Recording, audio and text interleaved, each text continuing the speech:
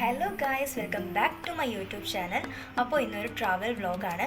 അപ്പോൾ നമ്മളിന്ന് Kannur to Trivandrum travel വ്ളോഗാണ് ചെയ്യാൻ പോകുന്നത്.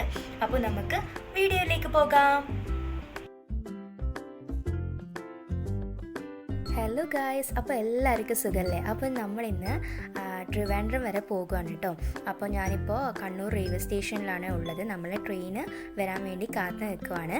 അപ്പോൾ ഇന്ന് പെരുന്നാളിൻ്റെ സമയത്ത് പോകുന്നതുകൊണ്ട് തന്നെ നല്ല തിരക്കുണ്ടാവും തോന്നുന്നു. അപ്പോൾ നമുക്ക് സ്ലീപ്പറൊന്നും ടിക്കറ്റ് കിട്ടിയിട്ടില്ല.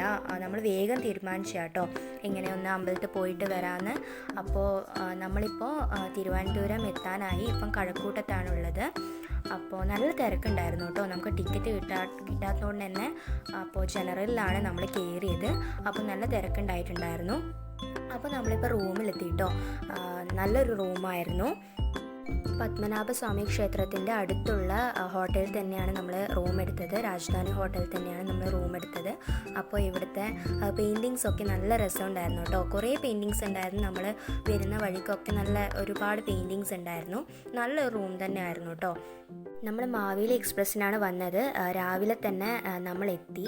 ഒരു 6:30 ആകുമ്പം തന്നെ നമ്മൾ എത്തിയിട്ടുണ്ടായിരുന്നു.